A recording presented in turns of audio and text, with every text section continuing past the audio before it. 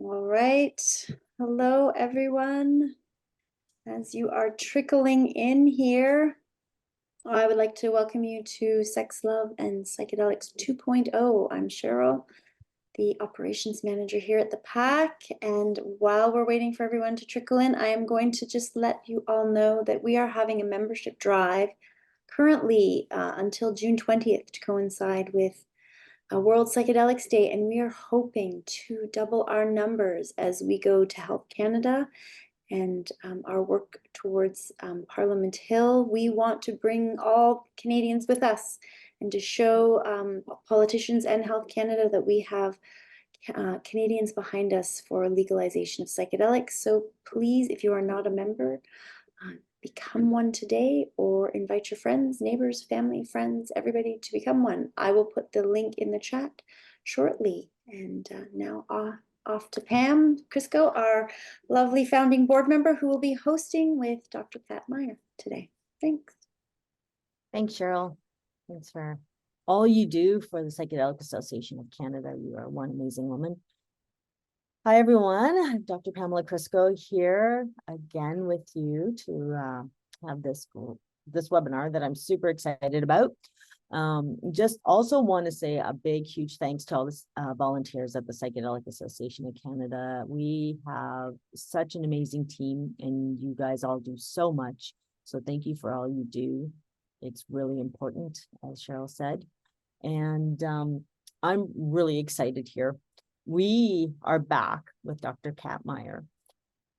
Cat joined us for Psychedelics, our Sex, Love, and Psychedelics 1.0 last year, right? And here we are back again with you. It was such a success, and people were so interested and so into it. It was fantastic. So right after that one, we said, let's do it again. And you said yes. So here we are back for Sex, Love, and Psychedelics 2.0. And so with that, I'll hand it over to you so that you can introduce yourself and take it away. We will have a question and answer after Dr. Cat is done. And we have a hard stop today at 4:45 Pacific time.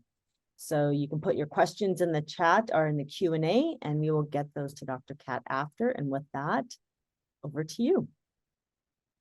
Yay! Hi, everybody. I'm so excited to be joining on with you. I'm Dr. Cat Meyer. I'm a licensed psychotherapist specializing in sexedelic. Actually, I should coin that term, sexedelic, but sex and psychedelic assisted therapy. I am the founder of sexloveyoga.com, where I host a lot of online programs and retreats and podcasts. My podcast, Sex Love Psychedelics, all related to how we can develop a better relationship with our bodies, with our sexual expression, and just really come into harmony with that part of us. So I was just talking to Pam, and we were both talking about how quickly we were moving through this day, and how important it is for us to transition. So from wherever we came from today, let's take a moment and just drop into the here and now and the presence here. Take a moment to downregulate our nervous system so that we can be clear and present and open and curious about what I have to share with you, because it's really juicy and I want you to get all of it. So let's go ahead and close our eyes and turn our attention inward. Without really changing anything at all, just becoming consciously aware of what happens when we bring our attention from the outside to the inside. Where does our attention go first?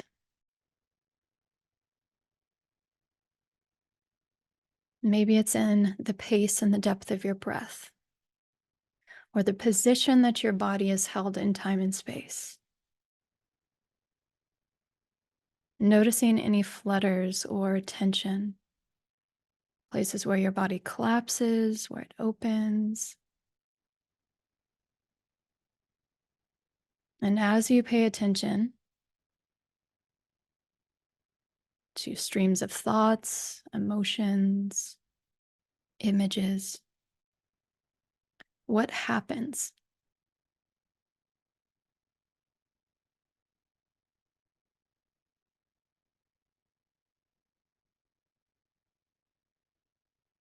Okay, so as we're observing, let's exhale all the stagnant air out of our bodies, releasing every last drop.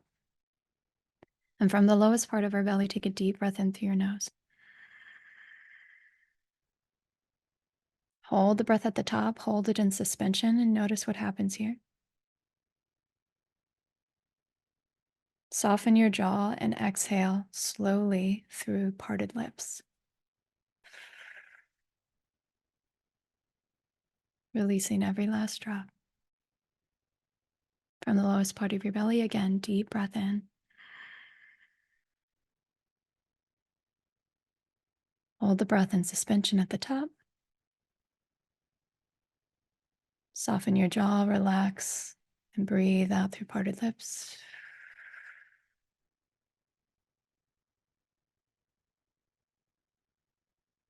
And one more time, deep breath in.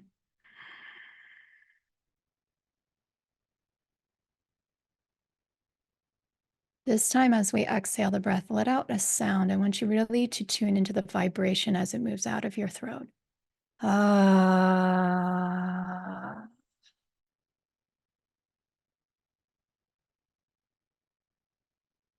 And now, as you stay present to the inside of your body, notice for any shifts, changes, subtleties, energies.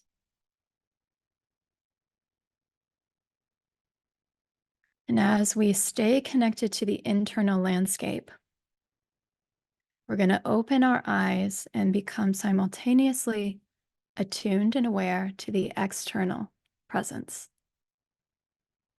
So everything around you, including me. And so as we go through this presentation today, this is what I want you to pay attention to. There is a presence inside of you as there is outside of you. There is information that is going to be given outside of you, and there is information that is going to be given to you inside of you. And both of these are really valuable and really important to get to the crux of some of these challenges that we might be experiencing in sex. So the wisdom lies within, as we understand this with psychedelics. We need to be able to create the space for it to reveal itself. And so as things click for you, as things come alive in you, as you expand, as you contract, as you get antsy in your body, let's practice curiosity here. Let's just tune in and notice that. Maybe something I'm saying is resonating for you, and maybe that is a path that you need to go on. Maybe this is the trailhead of something deeper for you. Okay? Me. All right, let's get started here. Okay, so Sex, Love, Psychedelics 2.0. If you did not catch the other talk that we did, it was on Thanksgiving for those of us in the States of last year. High recommend. This is a different, I'm going to be presenting you different topics here. And so I did that for a very important reason so that you can get as much information as you can here. What am I going to share with you today? Where am I taking you? I'm taking you on a journey. It's going to be fun. We're going to start out with talking about the top 5 challenges presented in our sex lives, starting with myself. But these are the 5 challenges that I most often see come into my own office, but also what many of my other sex therapist colleagues will see. I'm also going to give you a model of using the medicine wheel as a way to be able to explore what the contributing factors might be for the challenges to the sex. And then I'm going to share with you how psychedelics can support each of these challenges from the perspective of this medicine wheel. And I am going to share with you specifically how psychedelics can help you to integrate some of that information. Now, I'm also going to share with you some of the issues that we run into and some of the research that we have around how psychedelics can be for a solution, or what some of the challenges that we would want to take particularly care or attention to if we're using this in therapy or for our own selves. And then I'm going to give you tools to integrate all that information. So here's a lovely selfie of me, just sharing exactly what I already shared with you about how I do this work. I've been working as a sex therapist for about 13 years, in fusing everything from the psychedelic work to ceremony work to somatic work and trauma work and all the sensual work and the really juicy goodies there. Okay. So I am an expert in sexuality, and I've been working in this field again for 13 years. And there are still times in which my libido disappears. And when I'm expressing libido, I'm using, I'm going to define that as the desire for sex. And then sometimes my orgasms become elusive. And when this happens, being an expert as I am, of course, the initial response of myself is to go into shame. Now, why is this happening to me? I'm somebody who knows all of this. I help people do this online. I help people do this and figure out what their core roots, but why is it happening to me?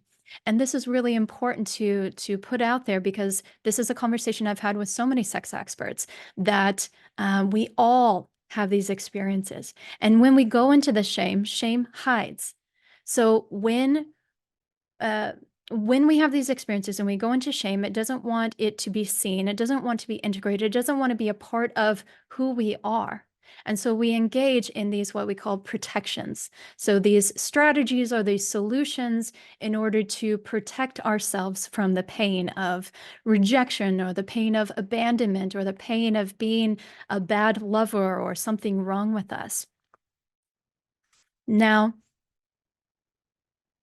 knowing how humans and how sexuality works, I understand that we need to take a look at the context of myself, the context of my partner, of my relationship, of my life circumstances, because the libido, sexual desire, is not necessarily like a spontaneous light switch. It's not something that we can just turn on and turn off.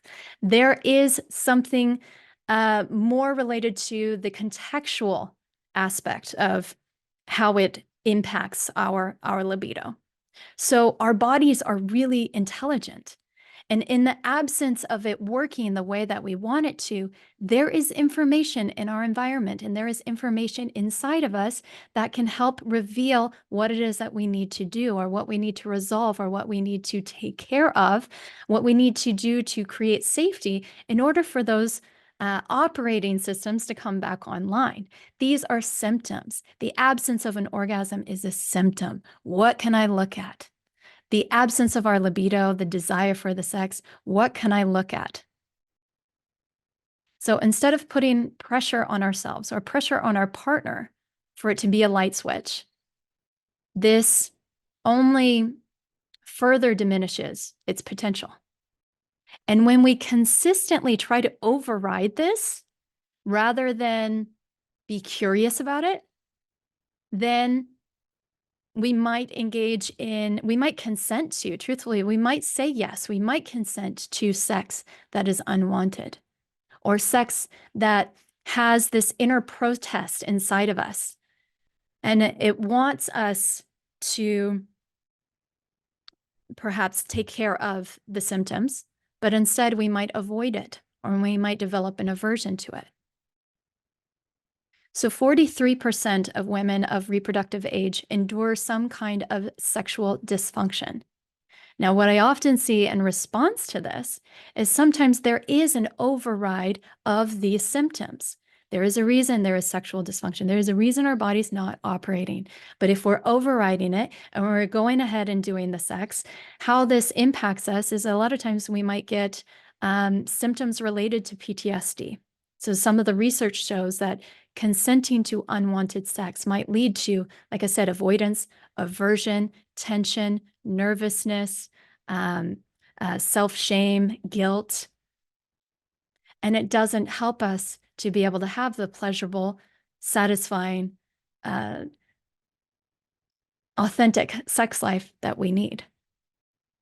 Now, those who pass the menopause milestone, 85% experiences sexual dysfunction. And for men, it's 31% of 18 and older that experience some form of sexual dysfunction. And that includes whether it's libido or erection issues, maintaining erection or early ejaculation. And these are the top 5 challenges that I see coming into my office around sex.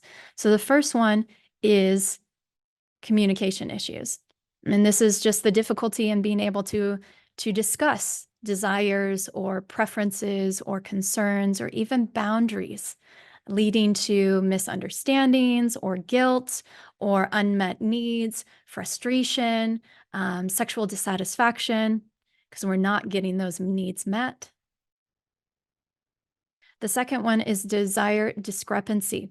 So this is the mismatch of the levels of whether it's frequency of sexual desire or the styles of sex, or leading to feelings of rejection or pressure. The third one is performance anxiety and sexual dysfunction. So this can be a nervousness around how I'm performing. Am I doing a good job? Am I a good lover? Am I getting this person off? Am I orgasming?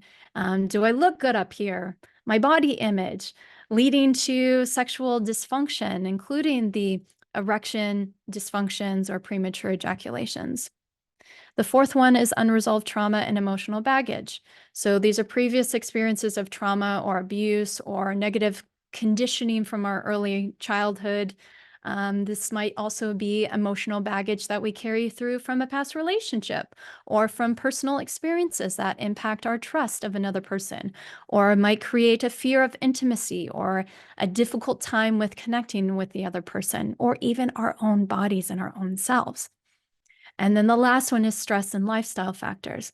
Like, the life that we live is very production oriented. It's fast paced. Like, we're going from one thing to another. We're holding a lot of responsibility, work, life balance, family responsibilities, kiddos running around. We have life commitments. We have busy schedules. We have high levels of stress. And none of this really contributes to a healthy libido. This makes it harder for us to have the spontaneity or the rise of arousal. And so we might have fatigue, or we have a difficult time with sleeping, or a lack of adequate sleep, or poor physical health. And all of these can diminish the libido, or even just have good, satisfying sex. Like, it's hard to come home from a busy workday and feel the fatigue of what we just held and then be expected to be sexy.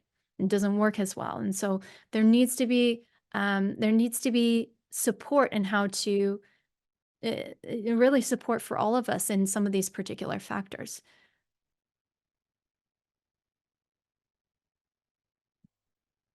Okay, and so how I'm going to present this is through the medicine wheel model. Now, Gina Ogden, who is an incredible sex therapist, I learned from her years and years ago at the beginning of my my career, and she presented this concept of using the medicine wheel as a way to organize these different parts of us, or these contributing factors to our eroticism or to this libido in our sex life. In our expression. So this is how I'm going to organize all of these challenges, those 5 challenges today, so that we can attend to each of them more effectively. These 4 quadrants, the mental, the physical, the spiritual, and the emotional, and then the integration of all of these, they inter-influence each other. It's not typically that we see symptoms in just one of these sections. And what I love about psychedelics is their ability to touch on several, if not each of these quadrants in one sitting.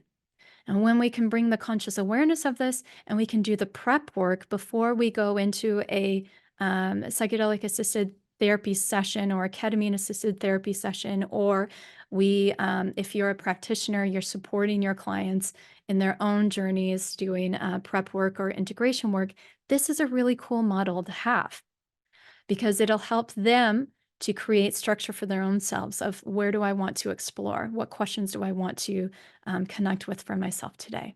So today we're going deep, and I'm going to show you how each of these 5 challenges present across the medicine wheel, and then share how the psychedelics can be supportive for each of these. So my advice, take these as questions, as points to consider. If you are independently exploring these issues, these are the points that you want to explore on your journey. Now, I want to preface this entire talk with, you don't need to have psychedelics. You don't. You can also develop a deep presence. You can develop self-compassion and self-inquiry for yourself, and you can pay attention to the subtle cues in your body and to your mind throughout the activity of sex or in your life.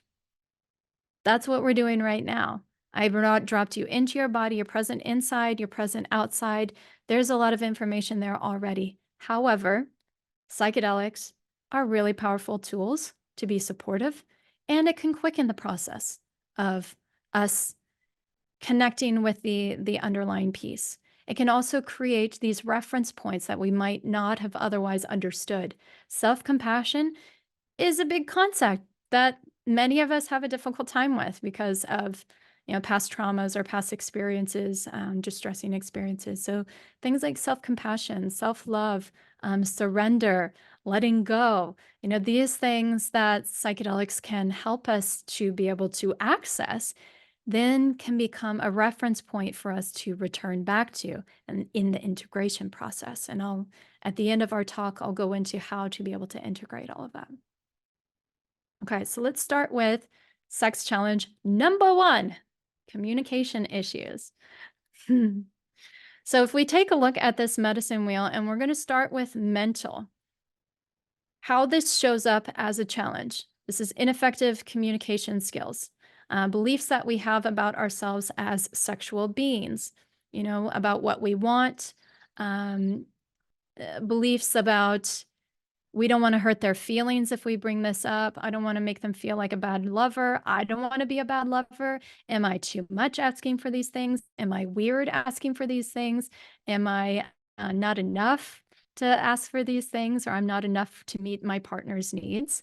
So these thoughts, these mental constructs are enough to make it hard for us to be vulnerable, hard for us to ask for what we need, hard for us to show up in these conversations back and forth, or even hard for us to even recognize in our own selves with self-awareness, what is it that I want? If there's shame there, it might block us from knowing that we want some kinky, hot sex being tied up to the rafters or something like that. We're like, that's too weird. I can't like that.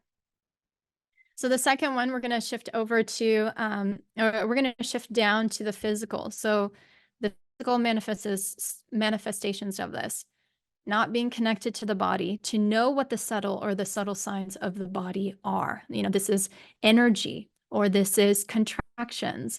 This is dullness. This is numbness.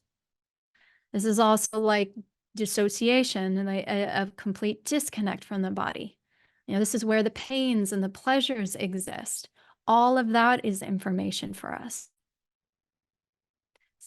Emotional, we're going to go up to the quadrant across, the inability to emotionally identify what's going on for us, or to express our needs, our vulnerabilities, our fears, our desires, and our boundaries. If we're not connected to our emotions, like many of us have been conditioned because we hold these, and here going to the other quadrant of the mental, we have the belief that emotions are weak, or we have the fear that we're going to be overwhelmed by the emotions. So then we disconnect from them, or we suppress them, or we block them, which is antithetical to eroticism. We need to have that emotional connection. We need to be able to be relaxed in it and surrendered into it if we want to allow the flow of the rest of the vibrancy and the life force energy of that, of our eroticism, of our sexual energy. And then the last one is spiritual. So what is the meaning of the act of sex? What's our relationship to ourself? What's our relationship to sex itself?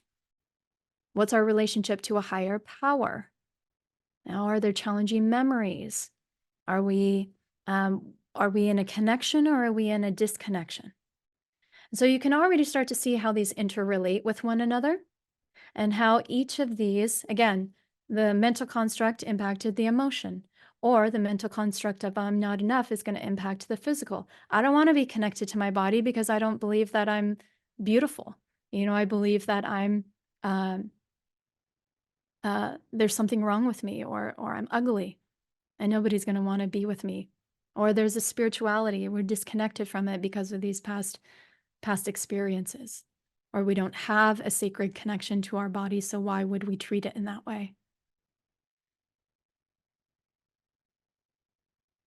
Okay. And so with psychedelics as support, psychedelics can really foster a greater clarity in what some of these blocks and some of these barriers are.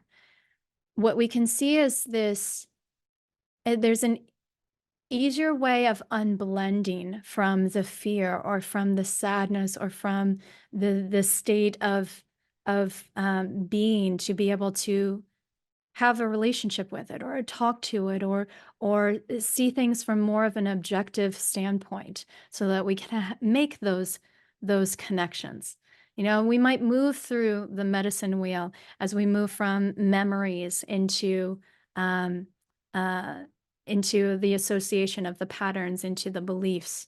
So psychedelics, I like to say, and maybe you've heard this concept of a floodlight of awareness that opens this up and allows us to see the bigger map, versus in our everyday consciousness, oftentimes we have a spotlight of awareness and it's very narrow, and we have confusion. Why am I having these symptoms? Why am I experiencing this? I can't see beyond the problem saturated story.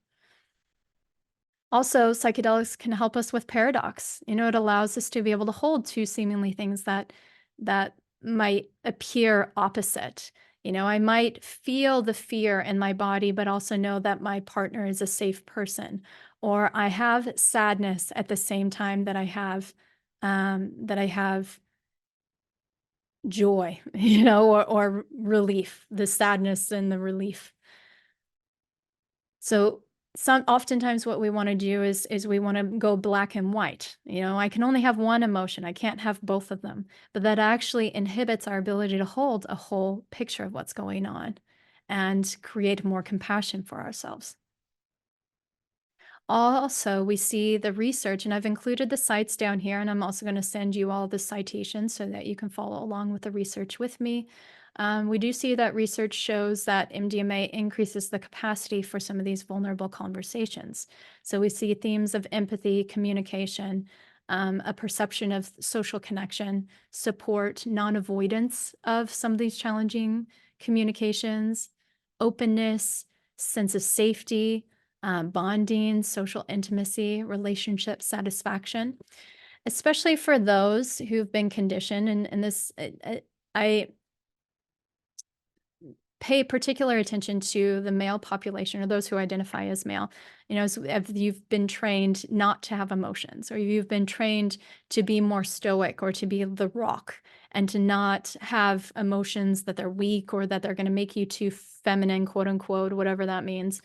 And so it can be hard to access or identify what some of these emotions are. At the same time, you might be pressured, or you might be invited, I'm going to say invited, by your partner to be emotionally available. So what happens? You're like stuck in between these two conflicting mental narratives. And with the MDMA, it can really alleviate some of that threat and allow us to be able to sit with, to be able to access, identify, and even hold a big emotion without it dysregulating us. So we can have the dialogue. We're less, it reduces the threat that our partner's going to reject us, and we can have more of an effective type of conversation. Personally, I see this with ketamine as well. So in my office, when I'm working with couples and using lower doses of ketamine, usually I use a relational dose between 50 to 75, that allows the softness to occur in the body, the disarming of the defenses, so that they can have these dialogues and they can hear each other out, versus jumping into defense, or misinterpreting what the other person is saying because of, again, the medicine wheel, the mental constructs of it's not safe to share some of these things with another person. Now, I also as we're still really new with information that's coming in about sex and psychedelics and relationships and psychedelics. So back in 2022, I started gathering anecdotal research and accounts on people's experiences with sex and psychedelics and their love life and psychedelics. And so here, throughout the rest of the talk, I'm going to give you some of these anecdotal shares. So one person expressed that that with psychedelics, they were able to identify that they actually had needs, and that as a mother, they suppressed these.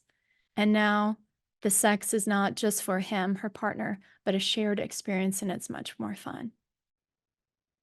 On mushrooms, my biggest revelation was to be able to receive pleasure without having to give. On MDMA, it was being free and asking for what I wanted. And the last one, seeking the best experience starts by honestly communicating our wants, our needs, and our boundaries, which in turn allows us to be more available and accepting of our partner's wants, needs, and boundaries. Psilocybin mushrooms. So this is beautiful to see how each of these people were able to recognize. And the question that I asked them was, what was your greatest lesson that you learned in how psychedelics impacted your love life and how psychedelics impacted your sex life?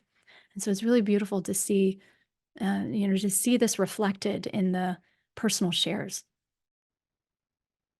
Okay, the second sex challenge was around desire discrepancy. So let's remember this is about a mismatch of sexual styles or frequency of sex or type of sex or um, that.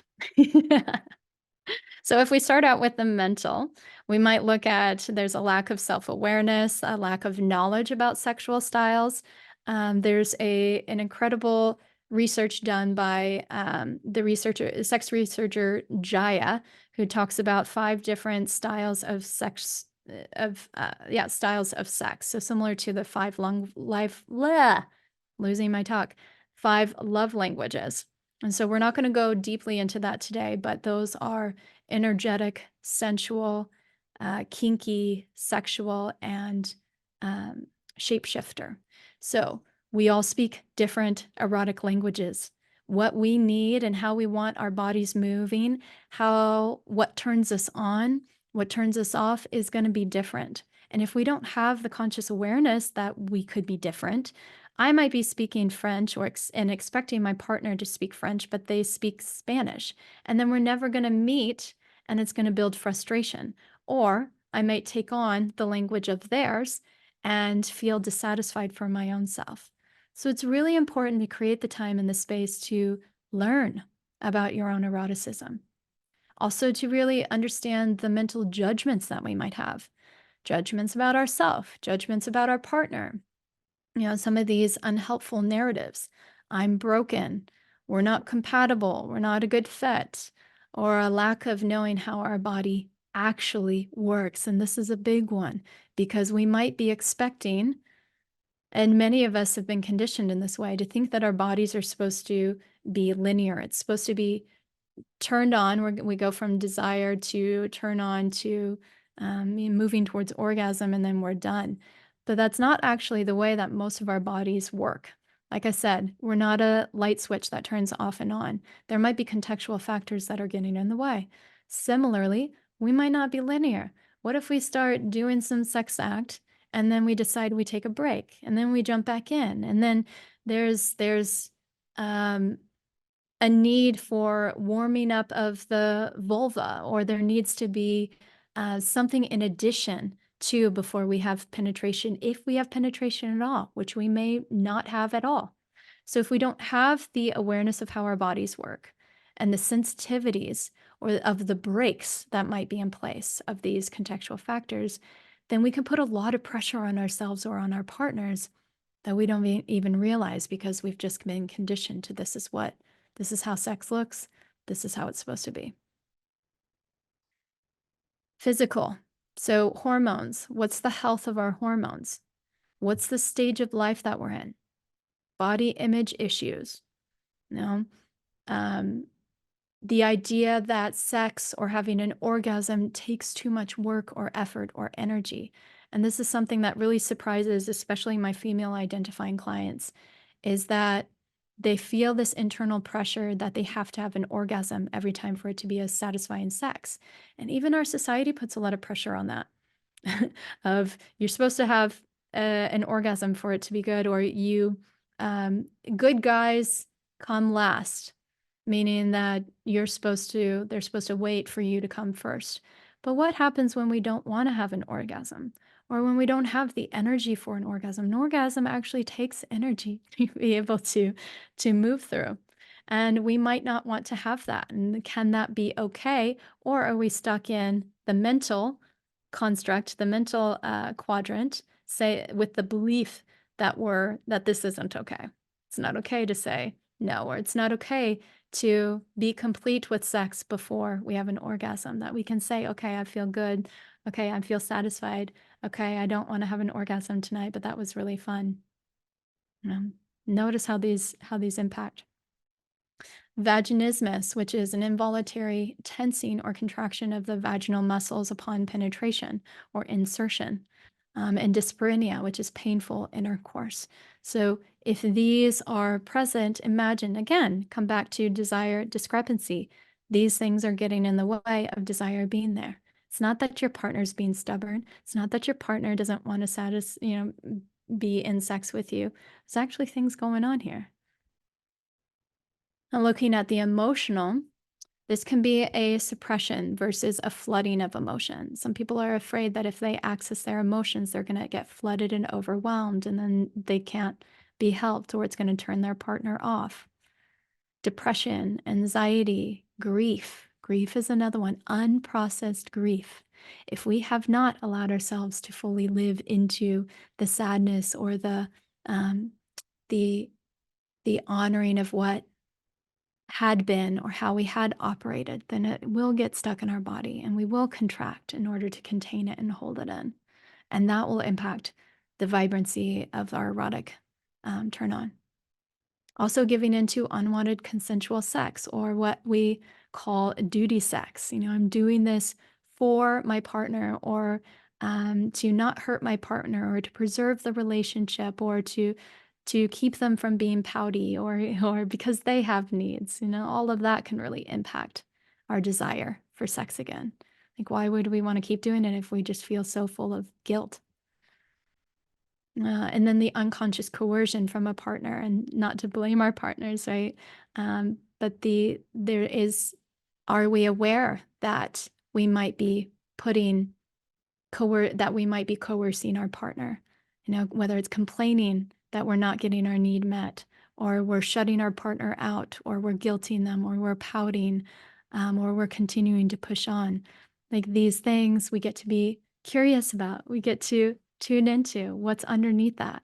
Oftentimes I find that it's a codependency around the need of using sex as a co-regulation tool instead of developing the self-regulation tools. Or there might be a fear that's underlying that, and that could go back to the mental aspect of that. What's the fear around the partner saying no? Or is there past experience? Like, if we drop into the spiritual, is there a past experience? Is there a memory of a time that we gave up so much for a partner, and they kept saying no, and then we lost ourselves? So all of that is really valid. And then the spiritual, lack of relationship to ourself, or to a higher power, or a meaning around what sex is. What does sex mean to us? Is it just something to get off and to relax around? Is it a deeper intimacy experience? Is it a connection to God? Is it, what is that? And that can also help us.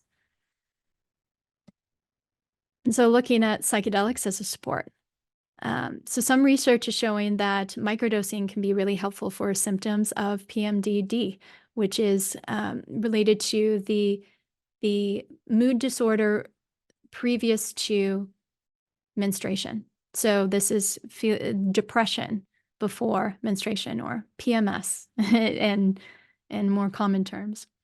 Also with the symptoms of menopause. So symptoms of foggy brain and depression, irritability, physical discomfort.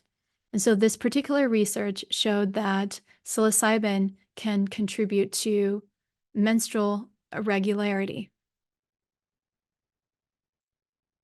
And that women who were either microdosing or taking full doses before they're in the ovulation period of their cycle, that it would inspire an earlier start to their menstruation. And also that some of the cycles would come back and a reversal of amenorrhea. So I'm going to include that link below, or I'm going to include that research. It's really fascinating. And all of this is early research, but it really does lend to the conversation of, can we use psychedelics for helping us with these symptoms of hormones? So some of these, the theory around the use of psilocybin in particular for some of these symptoms, related to PMDD or the irregularity of our cycle, or even with the menopause, is that we know that stress impacts sex hormone production. We also know that psilocybin binds to serotonin receptors, and that serotonin activates and regulates what we call the HPG axis, which is the feedback system that regulates our stress response, among other things. But as we're looking at the underlying effects of psilocybin from the inside on our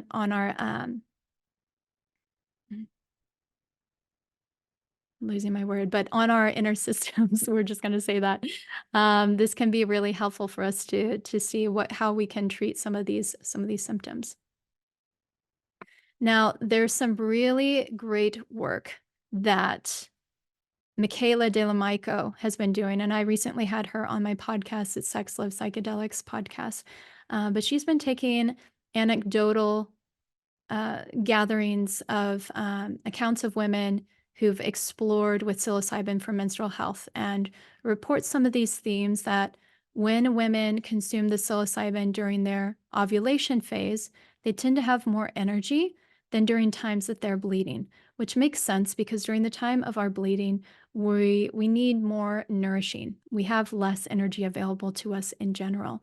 So this really brings us to the question of, and I think more research needs to be inspired by this, but women are affected by psychedelics differently. And if we can really hone in some of this research and learn about, how the parts of our cycles are being impacted by the psilocybin, this can help symptoms that so many of us experience.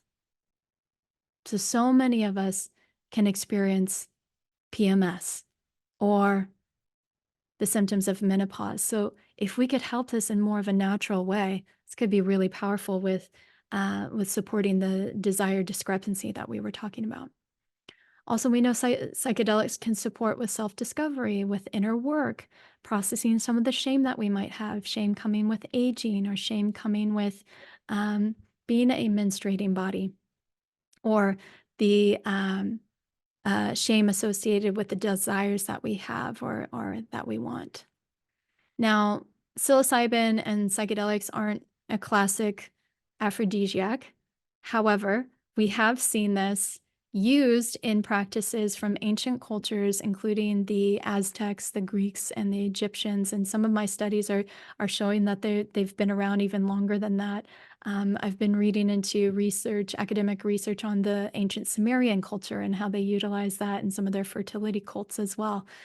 So it just lends us to see that psychedelics can be sexual, even if it's not initially where we would go. And that's really what inspired a lot of my work. How can we use this as a way to, can we turn it into an aphrodisiac?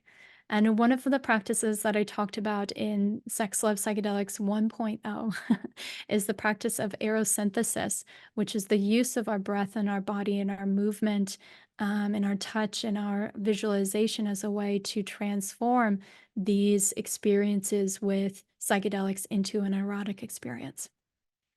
And then finally, opening ourselves to grief, opening ourselves to release and process resentment and other emotions that we might have suppressed or might be causing us to pull away or be averse to our partner is really important and can be revealed with psychedelics. And some of the anecdotal reports that I have here.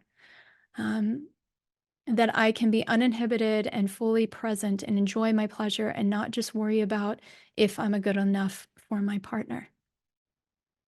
And then MDMA, I realized how much body dysmorphia can negatively impact sex.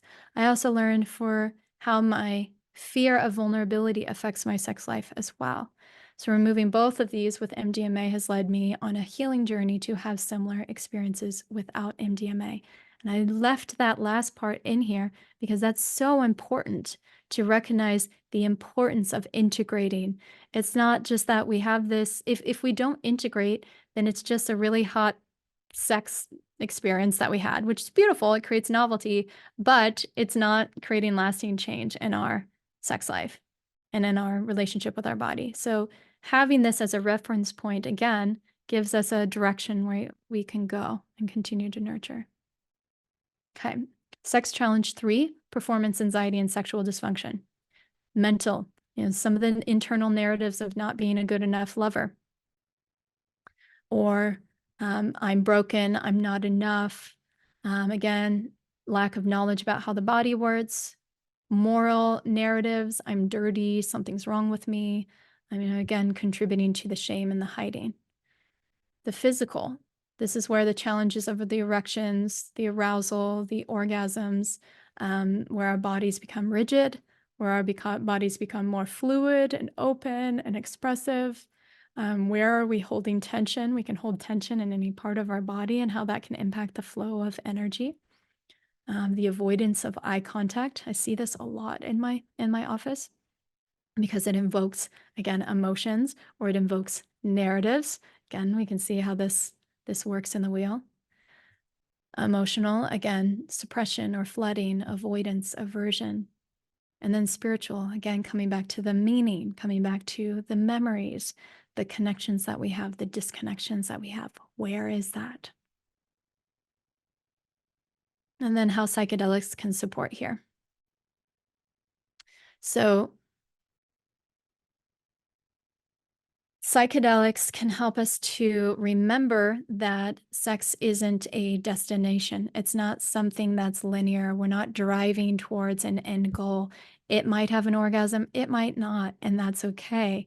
How can we drop into the pleasure of the experience? Sometimes when we're with psychedelics, our body parts, our genitals don't operate the way that we would typically assume that they would, or conditioned to think that they would. We might have a limp dick, and we can go into this experience of distress, or we can, and what oftentimes happens with psychedelics is that we can experience that sex can be an energetic experience, or we can follow just what feels good, or we fall into the pleasure of the intimacy and the connection and the joy that we're having with our partner, the closeness that we have with our partner, versus fixated on the functioning of our genitals. So there's some good research, beginning research, again, on microdosing some of these substances, so MDMA, psilocybin, and LSD. And in that research, it was talking about there being a shift from being concerned about the performance to please a partner and really just enjoying the intimacy and the closeness of the moment. It can also help us to expand the limited definition of what sex is. As we understand this in our culture, we're conditioned to think that it's penetration, that it's friction-oriented, that we, penetration is the goal, that we got to stick it in, or but it prevents us from seeing how the body actually works. What is it that our bodies actually want to do and what feels better for us? And this can, again, bring that floodlight awareness versus just the narrow, this is just what we do. This is our belief. This is how we drive it. We can also see psychedelics bringing novelty and playfulness. I think one of the reasons why sex diminishes is because it's no longer novel or interesting to us. We're doing the same thing. It's boring. And so psychedelics can create that novelty, newness. Oh, let's play. Let's try this out. Let's see what happens here. And then it can also reveal to us, if we wanted to, what some of these blocks and the barriers might be that are getting in the way. So how are we tuning into that question? How are we bringing the awareness to what happens in our body in that experience? Or going into the experience with just the intention of identifying that without sex involved. And then we might access reference points of more of a positive self-image, see ourselves as beautiful, have more of a mindfulness around sex. So some of the anecdotal reports here: MDMA, sex is so much better when there's no anxiety between us. My partner struggles with extreme anxiety, and both of us now have tons of anxiety about our sex life. The MDMA took that away, and we had truly amazing sex on it.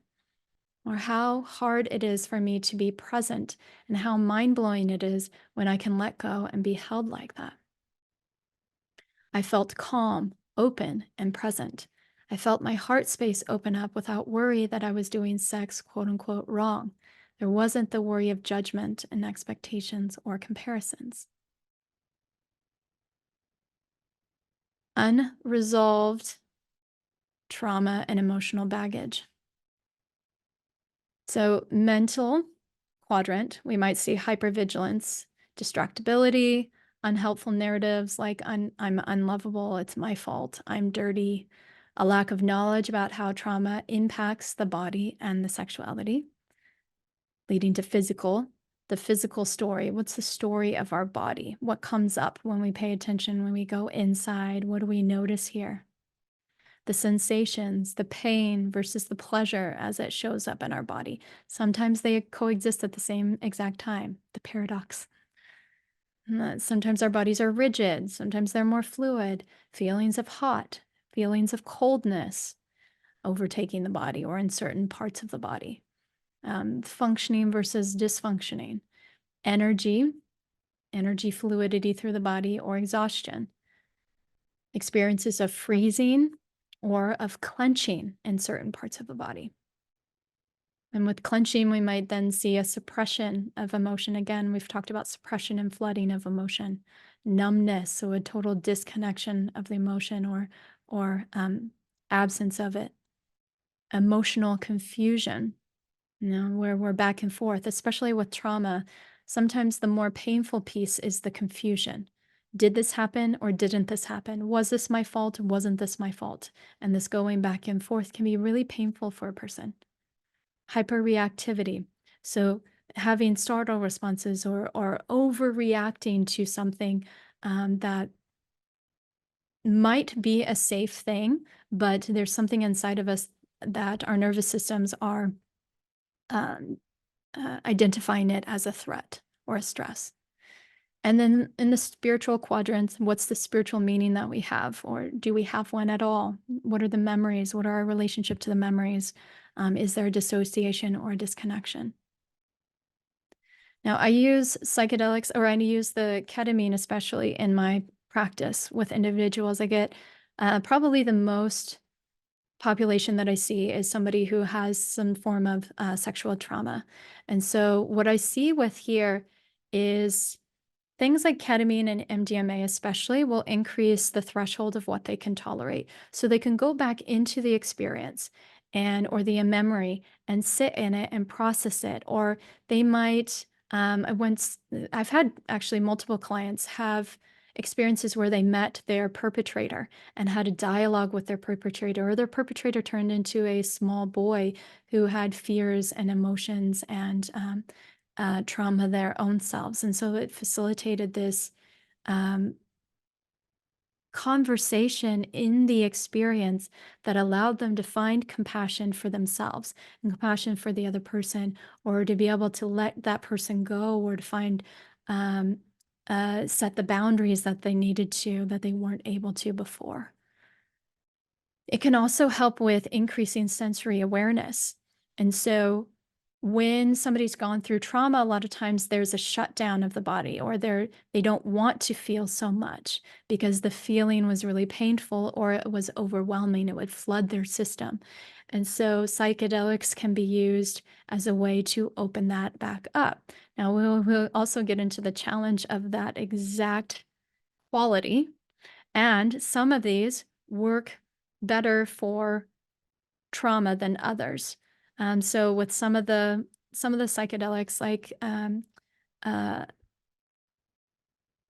psilocybin and what's the other one? Ayahuasca. These are really powerful psychedelics. And because there's so much energy that's flowing through, I've heard more stories of dysregulation than I have with MDMA and with ketamine. And it's just because there's just a lot, and you're blasting it open, you're opening up all the memories, or you're opening up, which is, we can work with those things. But if they don't have the tools to be able to manage or hold that energy or that sudden openness, it might move too quickly for them. And so then they might shut down, or they might overwhelm, and then you can't process when you're dysregulated. So when we're working with trauma, titration is really, really important. Taking the time and the prep work to work with the parts of us the body is so wise in dissociation. It's so wise in compartmentalizing.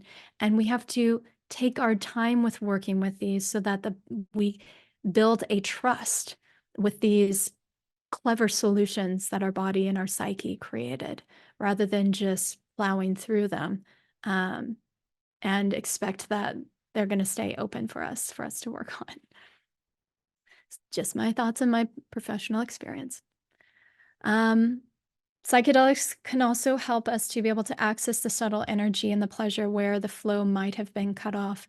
I remember an experience with ayahuasca where I had energy. There was a lot of energy flowing through my body, and it was starting to dysregulate me. And I felt like the energy was moving through me. My spine was undulating, and it was just feeling out of control. And then I had this access to this voice that told me to use my sensuality and smooth out that energy. And so using my own touch and using my hands across my own skin and slowing down my own spine and smoothing out the rest of my body helped me to be my own container here. So it's really cool in that experience where, my past, I had childhood sexual trauma. And so over the time of using, incorporating psychedelics into my own experiences, how that was able to retrain the system to be able to feel energy again, but then also to learn to contain myself. We can also experience self-compassion, self-love, forgiveness for ourselves, forgiveness for the other person. Spiritually, we might have archetypical figures as resources.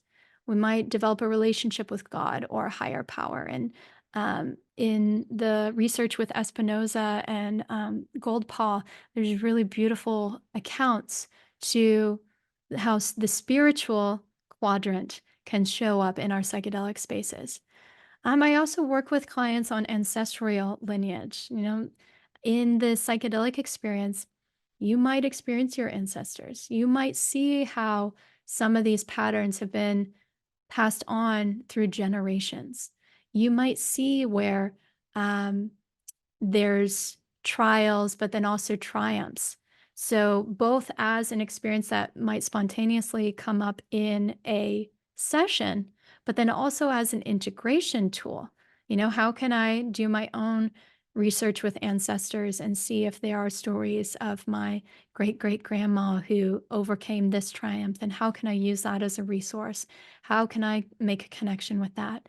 Or how can I unburden my whole lineage from the fear that they had, or the giving their power over to a man for their own safety, or something along those lines. So it really gives you the power to be able to find those healings. And then also to create a new supportive narrative. Sometimes being in a psychedelic experience, we might see that we gained superpowers from the trauma. I'm a lot more of a sensitive person and I'm a lot more of a patient person because of what I had experienced before. That might not have been, I might not have been as empathetic if I didn't go through what I did. So there's a way that we can extract from these narratives and rewrite them in this experience. It's like a newer, bigger expansion of perspective here that we can turn into a new story. Anecdotal stories here. Much more able to be in the moment and also see that I am safe. Sometimes because of past experiences, I project onto a partner past hurts that have nothing to do with them and trust them less. This allows me to leave that where it belongs. I could heal, release trauma energy. I could play with my energy centers with more self-connection. Aya, my yoni is a sacred temple to be entered with reverence and vice versa. And MDMA, realizing that I was queer and that there was a feminine energy and a soul that I had not been in touch with since childhood due to shame, religion, and trauma. Okay, last sexual challenge, stress and lifestyle. So I'll quickly go through this one. Mentally, distractions, racing thoughts, internal narratives, work-life balance, family responsibilities, being production-oriented, results-oriented. The physical, the busyness, the stressful lifestyles, exhaustion, poor nervous system health, because we actually need to have a really healthy parasympathetic system and sympathetic system. They interweave with each other for arousal and for orgasm, as well as illness. I don't know how many times I've had clients where one person was moving through a healing process of illness or of grief, and the other partner was pressuring them to go faster. We need to honor that we all have stages that we have to go through, and so illness is one to really just take care of the body rather than to bypass. Burnout, loss of motivation, fear of overwhelm, disconnection from emotional feeling, and then spiritually, our personal distress or a lack of connection to pleasure in life, functional meaning around life, relationships or sex, spiritual or religious shame that we might be carrying. And so, as psychedelics can be helpful here, again, it can increase energy and aliveness in the body. The microdosing research was showing that it gave people energy. And it's these small doses. We don't have to have macrodoses. We can have smaller doses to feel the aliveness. I've had clients come in to me who were previously on ketamine microdosing protocols, and they said that they were able to access feelings of relief or calmness or like everything's going to be okay, like an absence of their anxiety and stress that they were feeling, that they had energy returned to them, that they were able to initiate sexual experiences, whether with their own selves or with another person. I think psychedelics also can create that solo time for ourselves or for a partner that we might not be giving ourselves in the everyday life, but we need to. It also might help us to really highlight that we don't have self-care routines or that we need to help with that. Some psychedelics, especially with psilocybin, can help with inflammation. Psilocybin, ayahuasca is a really great one with helping with inflammation as well. Inflammation and stress. We might not want to be in our bodies if we're feeling inflamed or in a lot of discomfort and pain. Spiritually, it also might help us to be able to access to higher power, make a different narrative around life and the purpose of life, or connect us to a archetype or a goddess that might help us to move through some of the challenges and the stressors of life. An anecdotal report, my partner was very anxious, and once she took her dose, she calmed and allowed herself to get into a more aroused state. That we had talked about consent before she dosed. I love that. And I would check in with her during. She microdosed mushrooms at the time. Ketamine allows me to relax and find a trance-like focus that really allows me to let go and to enjoy sex more completely. I feel more pleasure, and usually it leads to bigger and better orgasms. So all of this is beautiful. Like, I love highlighting the power of how psychedelics can be a solution, but I would not feel complete if I didn't share with you that there are challenges and that there is reasons that we need to move forward with safety and reverence for these as tools for healing holistically. So psychedelics do increase our window of what we can tolerate. And we can, again, this is helpful for us to be able to access these reference points of okayness and safety and everything like that. But are these things that we would do if we were in a sober state? So having the consent ahead of time is really, really important. I love that there was that anecdotal share of, we talked about consent. So consent can be around desires, it can be around limitations, it can be around needs. And it also is holding to that, creating that structure here. And consistently checking in with this. I've had stories from students who shared with me that they used MDMA as a way to override their limits in order to not be prude, that's in the mental quadrant, or to be sexually open and adventurous, only to have it all bubble up in the session when they came to me, because all these feelings were coming up and resentments were coming up and sadness was bubbling up. And they were using it with the intention of they wanted to join the party. They wanted to be with everybody and they wanted to not feel like a Debbie Downer.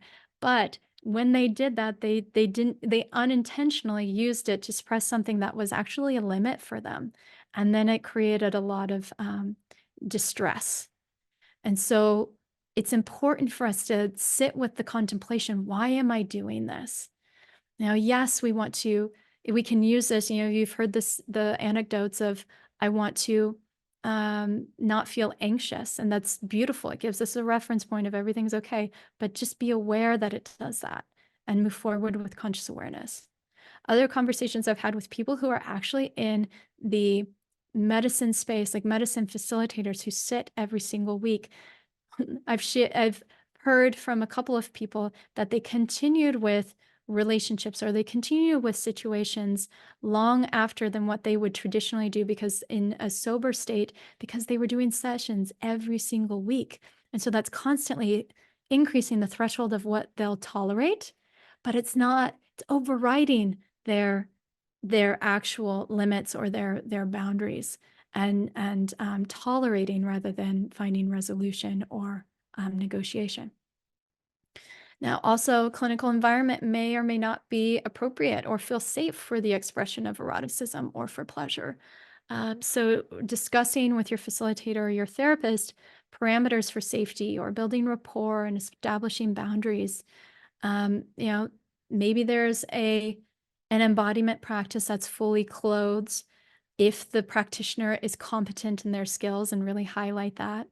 Or maybe it's something that the therapist or the coach designs for the client to be able to do at home in the privacy and safety of their home.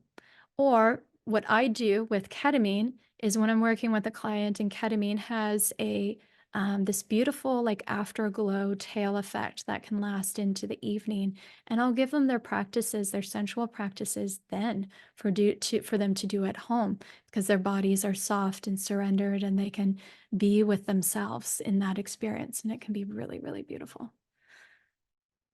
And then also to highlight that there can be a mismatch of values between partners. Maybe one person wants to use MDMA and the other one doesn't. And we don't want to coerce somebody into doing it because we think that MDMA is the answer. We want to negotiate and see if there is a ground where one person is, incorporating the psychedelic or the MDMA and the other one isn't. And can they both dance in that space together without having to bring the other person into the value that they hold.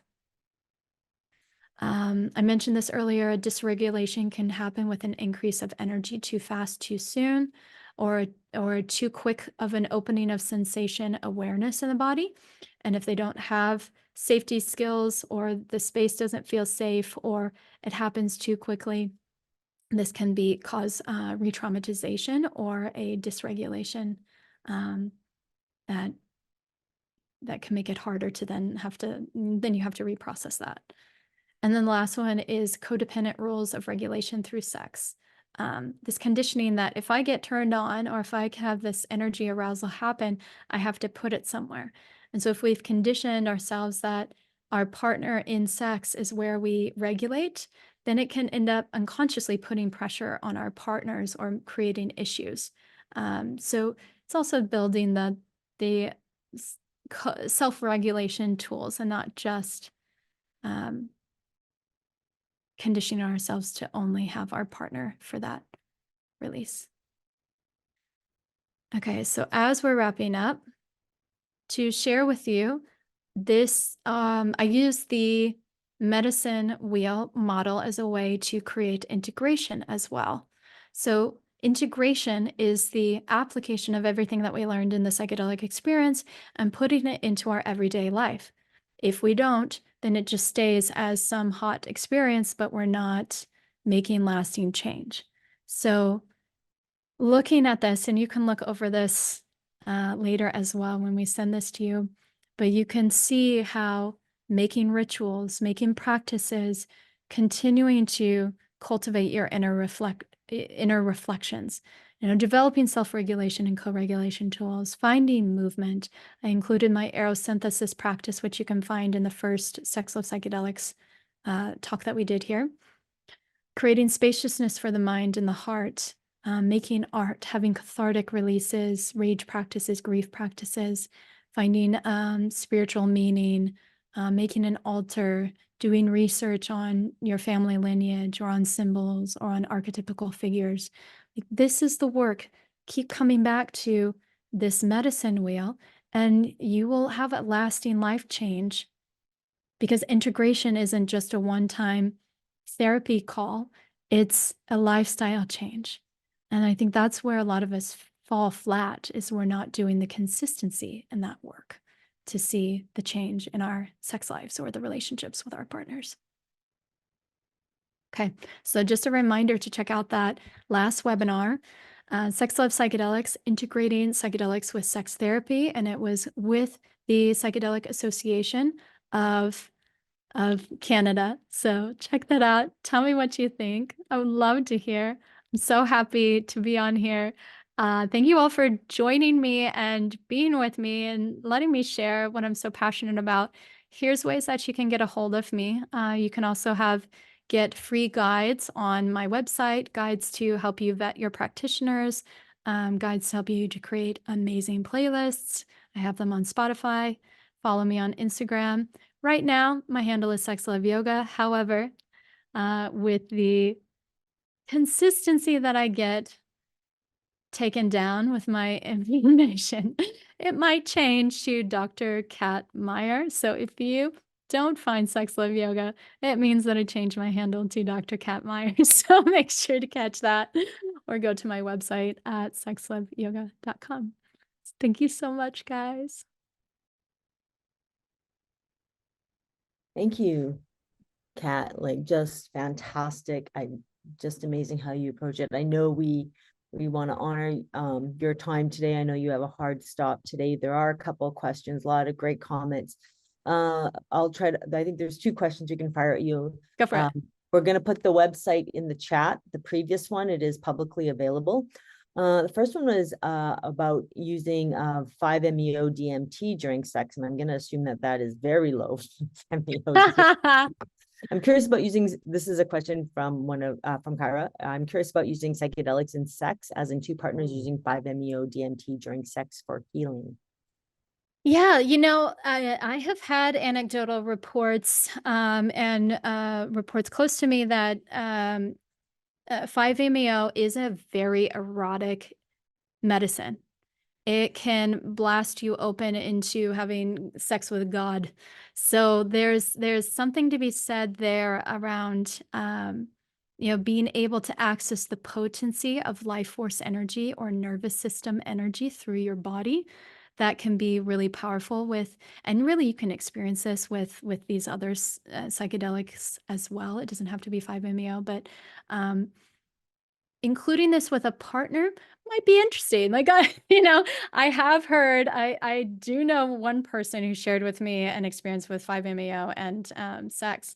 I don't personally have that experience. I can imagine that, yeah, you're probably taking lower doses, or you're just like really holding on to each other for dear life. I don't know. Perhaps check out my aerosynthesis practice. Actually, you know what? As I say that, I did give my aerosynthesis practice to somebody who came back to me who had used it with DMT. I think they used a DMT pen, and they had a full-blown erotic experience. So the aerosynthesis practice, using your breath, sound, movement, and touch as a way to activate that, can be really beautiful.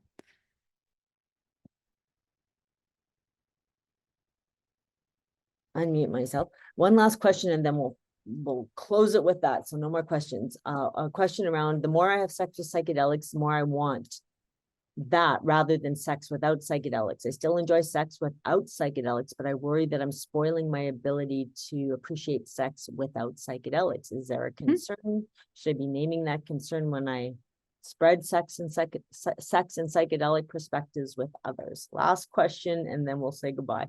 That's a great one, and I hear that from people. I remember hearing MDMA is going to ruin your sex life because it's the best sex you ever had. But the reason why it doesn't change outside is because you're not integrating.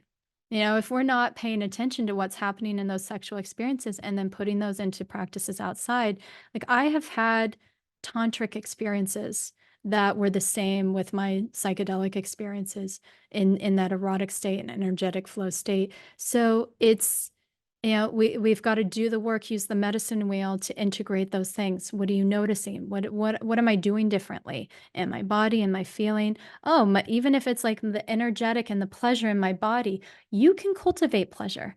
You can cultivate a healthy nervous system so you have more energy. All these things are actually accessible. Just use the psychedelics as a reference point rather than conditioning yourself to only keep going there for those incredible experiences. As usual, you're amazing. Thank you, Kat, for coming again. I guess we're gonna have to keep this going with Sex, Love, and Psychedelics 3.0. So stay tuned, everyone. Have a great night, and thanks again. This was awesome. Bye, guys.